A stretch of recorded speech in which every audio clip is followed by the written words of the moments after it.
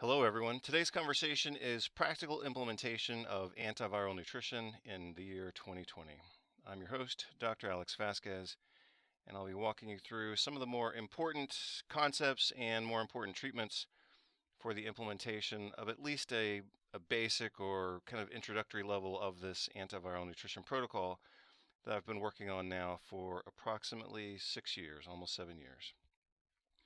So this is the short version of a much longer presentation. Again, emphasizing practical implementation. When I talk about doses in this presentation, I'm talking about adult doses for non-pregnant, non-lactating adults, unless otherwise specified. You'll have to look at my other presentations for additional context and the citations that support this information. Today's presentation, again, is just going to be the practical implementation of that protocol. So I'm going to try to keep this very short, so let's get on with the information for today. You can download several of my articles, including the original article that I wrote back in 2014. Also, last year in 2019, I published online 2 commentaries or replies at the website of the British Medical Journal. You can see those contextualized within an editorial that I also published in 2019 in Journal of Orthomolecular Medicine. Very quick introduction to this topic from my 2014 article and essay. The recent, recurrent, ongoing, repetitive, and predictable international health crises due to viral infections have made very clear the fact that the international community needs to use different strategies to combat viral infections. The fact that these viral infection health crises exist in these modern times is prima facie evidence of the failure of current systems and the need not for new treatments within the same model, but for a new model better suited for international distribution, disease prevention, and broad spectrum effectiveness. The multifaceted model presented originally in 2014 in my book Antiviral Strategies and Immune Nutrition gives us 4 main areas upon which we can safely, affordably, effectively, and rapidly focus our efforts. Number 1, blocking viral acquisition and also targeting the virus directly. Number 2, blocking viral replication. Number 3, supporting immune function. And number 4, supporting cellular and whole body health. These interventions have proven effectiveness, low cost, international availability without the costs, delays, limited availability, and adverse effects of current medical treatments. Again, you can see the details of that protocol in the earlier versions in 2014, Antiviral Strategies and Immune Nutrition, now available as a PDF download from my website, and all of that is included within Inflammation Mastery from 2016. For those of you who are not familiar with the protocol, here's the overall outline. Number 1 is we think about the virus. We think about ways of blocking acquisition to the virus. So that includes strengthening mucosal and epithelial barriers, for example, and anything we can do to directly target the virus. For example, certain botanical medicines are able to permanently inactivate virus particles, and of course, those are the botanicals we would reach for. Part number 2 is blocking viral replication. Part number 3 is supporting immune response, and that includes immune defense and immune tolerance. Part number 4 is supporting cellular and systemic health. Now we can look at those individually in terms of the pathogenic sequence of a viral infection. Viral infection starts with viral acquisition, then we go to viral replication, the immune response, and then the systemic and cellular consequences. Likewise, when we think about interventions, we can also focus our interventions on blocking the virus itself, blocking replication, supporting immune function, and supporting cellular and systemic health. Anytime we can, we would like to use treatments that cover all of those aspects at once. So for example, as I'll show you in just a moment, vitamin D covers all of these bases. It blocks viral acquisition by strengthening barriers. It helps to inhibit viral replication. It supports immune defense, and it also supports cellular and systemic health by reducing systemic inflammation, promoting tolerance, and also specifically supporting mitochondrial function. So now let's dive into the practical implementation of this strategy. I like to start with a strong foundational plan. I call this the supplemented Paleo-Mediterranean diet. I first published this in 2005, so that's 15 years ago, as the supplemented Paleo-Mediterranean diet. You can also see a publication on this from 2011 in Nutritional Perspectives. You can download that article for free. You can also use it as a handout for your patients. So again, I call this the supplemented Paleo-Mediterranean diet. It's a diet that emphasizes the consumption of fruits, vegetables, nuts, seeds, and berries with adequate sources of protein, and I'll show you that on the following page. We also want to ensure that all the nutritional bases are covered, and for that reason, we use a professional level multivitamin, multimineral supplement. We want to avoid pro-inflammatory and immune-suppressing foods, and that includes all of the foods that induce hyperglycemia. Also, we want to avoid dysbiosis-promoting chemicals, emulsifiers, and artificial sweeteners. Why would that be relevant to a viral infection? Because those foods that promote gastrointestinal dysbiosis thereby promote systemic inflammation. Systemic inflammation impairs immune function and also promotes viral replication and also exacerbates the consequences of that infection. So we need to think about gut health when we're thinking about treating even a respiratory viral infection. The following table is excerpted from my book, Inflammation Mastery 4th edition, and here you can see some guidelines for protein intake. Now, typically we think of our adult patients as maybe being a recreational exerciser, and you can see the recommended protein intake for that level. However, when our patients are acutely ill, we need to think of them as being competitive against the infection. So metabolically, they're almost functioning at the level of a competitive athlete against the infection. So I think we need to increase their protein intake when they are acutely sick. And to do that, I particularly like whey protein isolate. Each scoop of whey protein isolate provides approximately 10 or 11 grams of protein. So 2 to 3 scoops would get you a little bit more than 20, a little bit more than 30 grams per serving. And that would certainly help our patients when they are acutely sick. Whey protein isolate also contains certain immune globulins and immune factors, we might say, that have been proven to improve gut function and reduce gastrointestinal permeability. And again, that's important for our acutely ill patients, especially when and if they become septic. Whey protein isolate is also noted for its content of cysteine, but not simply cysteine. So if you look at the label here, yes, it says cysteine, but you need to appreciate that when whey protein isolate is processed through a low temperature process, the cysteine is in a form of a dipeptide called glutamylcysteine. So that's the combination of glutamate with cysteine, and that bypasses the rate-limiting step in glutathione formation. So whey protein isolate doesn't simply provide protein, and it doesn't simply provide protein that then gets broken down into amino acids. It does contain bioavailable and biologically active dipeptides. Also, this particular form is easy to mix. That promotes better compliance, and of course, that promotes better results. I'm sure some of you have seen whey protein products that are almost impossible to mix, and therefore patient compliance falls off, and therefore the treatment plan cannot work if the patient can't comply with it. Also, you'll notice that whey protein isolate contains a significant amount of leucine, and that helps to promote anabolic processes or building processes during acute infection. And that also includes supporting the proliferation and longevity of immune cells during an acute infection. And I'm sure some of you who are familiar with my work realize that I'm referring to the mTOR pathway. So after we have our patients on a good foundational supplemented Paleo-Mediterranean diet, we want to follow that with focused considerations on specific nutrients, including vitamin A, vitamin D, vitamin C, zinc, selenium, N-acetylcysteine or NAC, melatonin, glycyrrhizin from licorice root, lipoic acid, and resveratrol is certainly a reasonable addition. So let's look at how all of those fit into my 4-part strategy, focusing again on viral acquisition, blocking replication, supporting immune function, and also supporting cellular and systemic health. I'll show you how all of that works together, starting on this page, focused on vitamin A. So vitamin A definitely helps to support barriers. It also helps to support immune function and proliferation of immune cells, and also provides some level of cellular and systemic support, for example, by supporting the production of T regulatory cells to help dampen what could otherwise become an excessive immune response, commonly known as cytokine storm.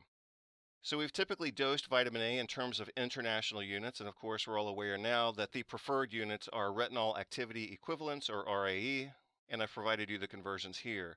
I still think and talk in terms of international units. So when I think of preventive doses, I typically think of 10,000 international units. For acute dosing, we could easily use 200,000 for the first 2 days, and then thereafter, I think doses of approximately 50,000 international units would be reasonable.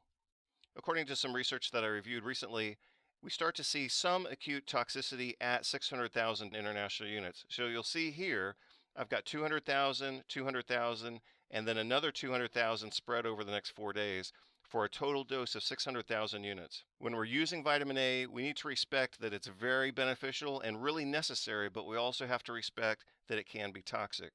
We don't use high doses in pregnant women or women who might become pregnant. My recommendation is not to use more than 8,000 international units in women who are pregnant or might become pregnant. For toxicity, we look for headache, body pain, dry skin, chapped lips, hair loss, and also some labs. These are variable and unreliable, but we could look for elevations in triglycerides, GGT, bilirubin, and rarely in serum retinol. Neither laboratory test nor liver biopsy are completely reliable for the diagnosis of vitamin A toxicity. So we do have to be conscientious when we use vitamin A. So again, I think vitamin A should be used for all infections. We tailor the dose to the acuteness or the chronicity of the situation, and we always have to respect the potential for toxicity.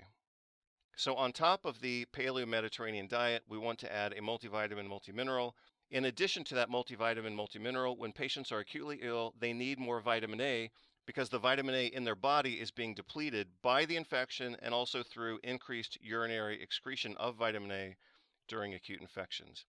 Now let's talk about vitamin D. You can see I've published several articles on vitamin D, including a major monograph in 2004 and a small letter that was published in the British Medical Journal in 2005. You can download most of my articles, including both of these, from my academia profile and also from one of my other websites. Before leaving this page, let's look at the last two concluding sentences of this article. Until proven otherwise, the balance of the research clearly indicates that oral supplementation in the range of 1,000 international units per day for infants, 2,000 international units per day for children, and 4,000 international units per day for adults is safe and reasonable to meet physiologic requirements, promote optimal health, and reduce the risk for several serious diseases, including infectious diseases. Safety and effectiveness of supplementation are assured by periodic monitoring of serum 25-hydroxyvitamin D and serum calcium.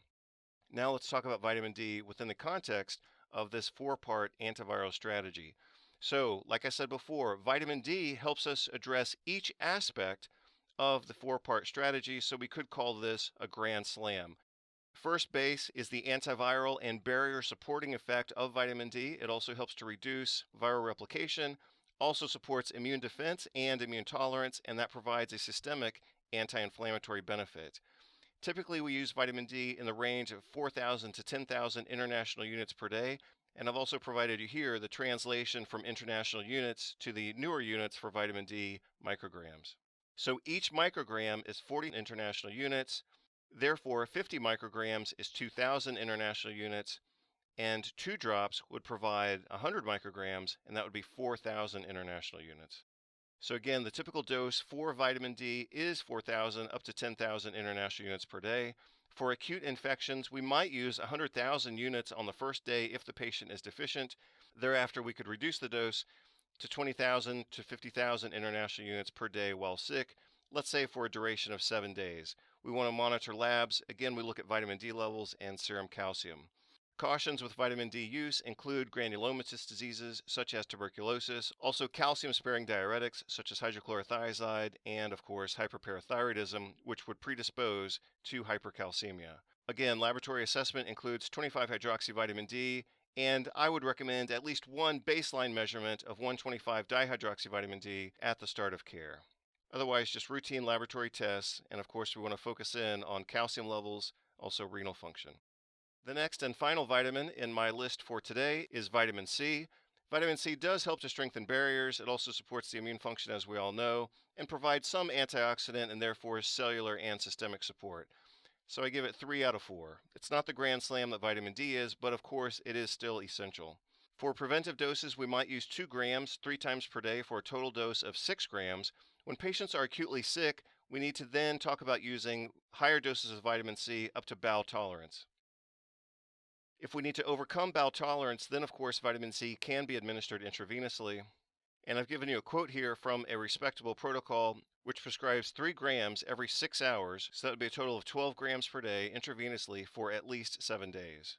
Now, of course, that's within a context of other interventions, including thiamine, and in this case specifically for acutely ill, severely ill patients, hydrocortisone or methylprednisolone. Cautions and toxicities that we have to be aware of. We want to look out for any renal or electrolyte disturbances, also iron overload, and possibly G6PD. Now let's take a look at zinc. We see that zinc supports antiviral and barrier benefits, also anti-replication, immune nutrition, and cellular and systemic support. So just like vitamin D, zinc is active in all 4 areas of my overall antiviral strategy. Typical dose for zinc for preventive use might be 15 milligrams up to 30 milligrams per day with a good multivitamin, multimineral product. For acute dosing, we might use 50 milligrams up to 100 milligrams per day. And of course, we want to balance that with copper, typically 2 to 4 milligrams per day of copper when we're using high doses of zinc supplementation. Cautions and potential toxicity is mostly related to zinc-induced copper deficiency, so we look for leukopenia and specifically neutropenia. So again, laboratory monitoring would simply be a CBC with differential per my note above, looking again for leukopenia and neutropenia. In practical clinical experience, that's very unlikely. And of course, we always want to make sure that our patients are instructed to consume their zinc supplement with food to avoid any nausea or stomach upset. So let's move on and talk about another mineral. This time I'm going to focus in on selenium. Selenium provides direct antiviral benefits by inhibiting viral mutation, also blocking viral replication, also supporting immune function, and providing cellular and systemic antioxidant support. So again, selenium is another grand slam, just like vitamin D and just like the zinc that I reviewed on the previous page. Typically, when we use selenium for preventive doses, those doses might be approximately 100 to 200 micrograms per day. For acute dosing, I'm very comfortable with using 600 to 800 micrograms per day. And in hospital care, selenium can also be used intravenously. At that dosage, we're not going to see any negative effects, so laboratory monitoring is not necessary. Now let's talk about one of my favorite, and hopefully one of your favorite, amino acids, NAC or acetylcysteine. The main benefit that I think of for NAC is its anti-replication benefit, its immune supporting benefit, and its systemic antioxidant benefit. So for typical preventive doses, we might use 1,000 milligrams up to 1,500 milligrams, preferably in divided doses away from food. So again, 1,000 milligrams up to 1,500 milligrams per day for preventive use. That's very reasonable and well supported in the biomedical research literature. However, when people become acutely ill, especially with acute systemic viral infections, they start to metabolize and catabolize 6 to 7 grams per day of cysteine and other sulfur-containing amino acids. So again, just like we saw with vitamin A, when people are acutely ill with these systemic severe viral infections, they need much higher doses of nutrients, and that's especially seen with vitamin A because during acute viral infections, vitamin A is lost in the urine, and it's also seen with NAC because of the excessive oxidative stress and free radical production during a systemic severe viral infection. We need to support antioxidant defenses. And obviously we use NAC in part to support glutathione production. For severely ill hospitalized patients, they can use 100 milligrams per kilogram per day, and that provides exactly, as I had stated before, about 7 grams per day for the prototypic 70 kilogram patient. Potential cautions and toxicity. With oral supplementation, the most commonly reported adverse effect is heartburn, so patients should take their supplement with food and water if that occurs. And with intravenous NAC, asthma and anaphylactoid reactions have been reported. So preventive dosing with this product would be 2 to 3 capsules per day, and acute dosing would be 4 capsules 3 times per day for a total of 12 capsules per day, and that gets us to 6 grams per day for the reason I had provided previously, which is when patients are acutely sick with these acute severe systemic viral infections, they are oxidizing and catabolizing up to 6 grams per day of sulfur-containing amino acids. So we have to replenish them with the sulfur-containing amino acids that they need, and specifically NAC provides antiviral benefits by blocking viral replication, supporting immune function, and also providing cellular and systemic benefits such as its antioxidant benefits and also inducing T regulatory cells to dampen down what could become an excessive inflammatory response manifesting as cytokine storm. NAC has a long history of use inside and outside of hospitals, so we're very aware that its safety has been extremely well documented.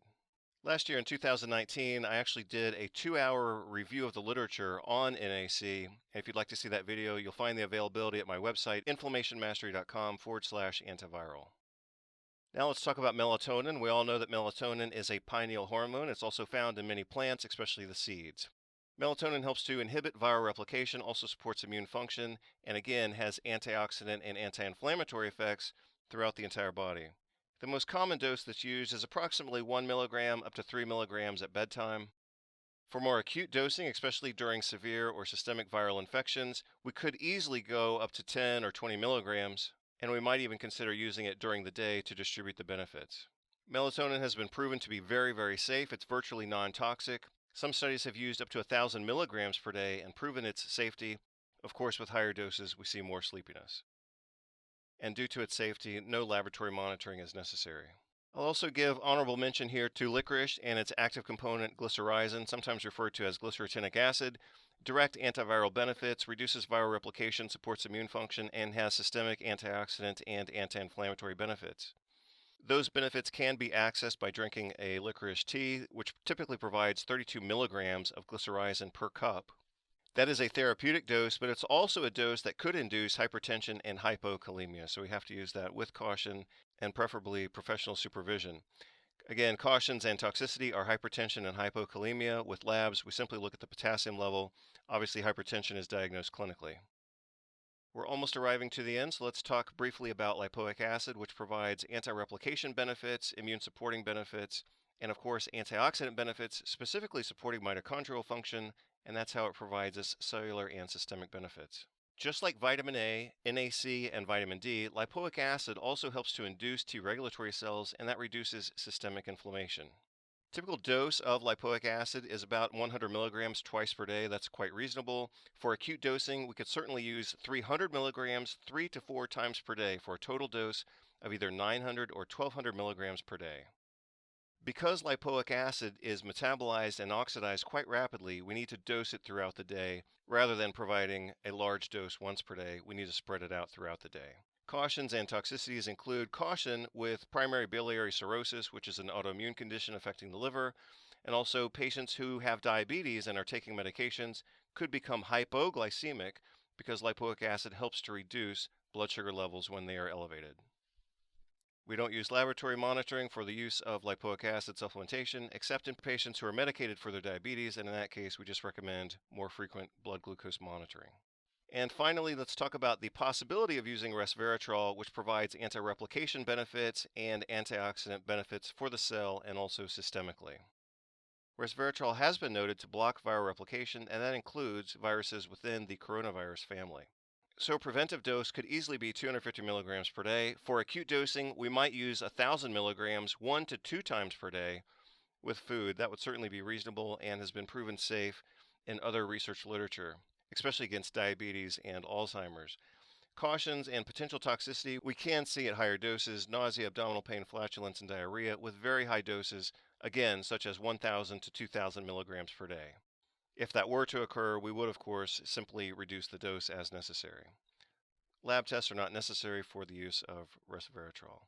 So that brings us to the end of my quick and practical review of this 4-part antiviral strategy. We want to target the virus, we want to inhibit replication, we want to support immune responses, and again, immune response always includes